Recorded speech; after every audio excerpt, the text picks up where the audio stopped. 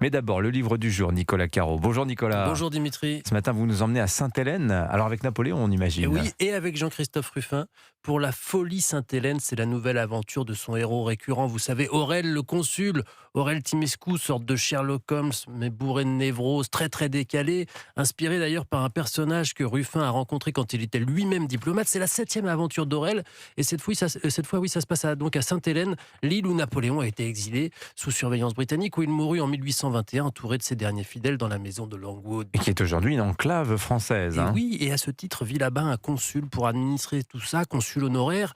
Oh, c'est pas grand, hein, l'île fait dans les 122 km², mais l'enclave, ce sont quelques centaines de mètres carrés seulement, 2 maisons et une tombe.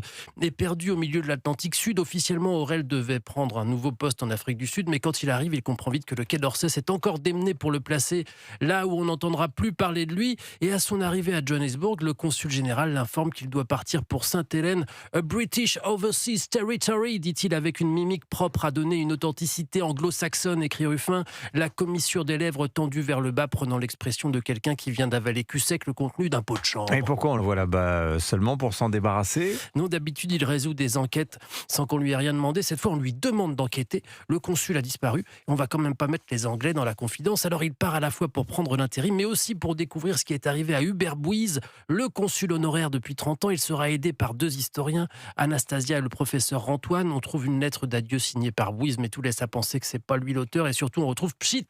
La chienne du consul a été tuée par balle et Aurel enquête au milieu des fous de Napoléon, des collectionneurs et des personnages pittoresques qui traînent dans les parages. Et ça donne un nouveau roman truculent et enlevé de Jean-Christophe Ruffin. La Folie Sainte-Hélène chez Calman Lévy. Couverture super sympa d'ailleurs. Oui, très colorée. Merci beaucoup Nicolas Caro. On passe à la série de la semaine. Héloïse Goua, votre série nous emmène ce matin dans un endroit. On n'a pas franchement envie d'y passer ses vacances.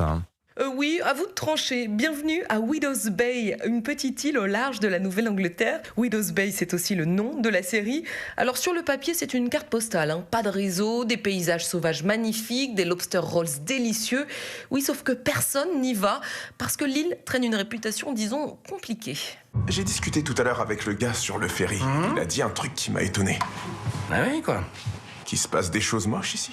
Oh oui, comme des tunnels hantés, un brouillard hautement toxique, il y a aussi la rumeur d'un tueur masqué. Et pourtant, le maire, Tom Loftis, n'a qu'une idée en tête, transformer cette île maudite en destination touristique. C'est vrai que ces villes en bord de mer se nourrissent de superstitions, de légendes.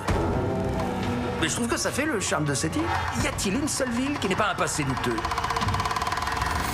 Il y a eu du cannibalisme. Non, je crois que c'est une légende. On est presque dans un univers à la Stephen King, avec une petite communauté, des secrets enfouis, et surtout cette idée que le vrai danger vient autant des lieux que des habitants. Mais donc c'est une série d'horreur. Et non, et c'est justement là que Widows Bay est très maligne. Certes, elle joue avec tous les codes de l'horreur, le slasher, la sorcellerie, les histoires de possession, mais la série est aussi très drôle. Elle observe avec beaucoup d'ironie cette petite communauté un peu repliée sur elle-même, ses habitants étranges, leurs petites lâchetés, leurs obsessions. Vous verrez, le maire est à la fois pathétique, drôle malgré lui et profondément touchant. Oui, parce que derrière l'horreur, il y a aussi des thèmes très humains.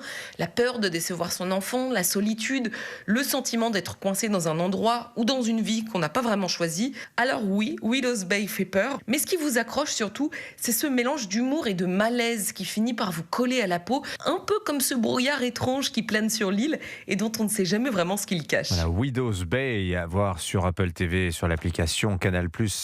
Merci beaucoup Héloïse.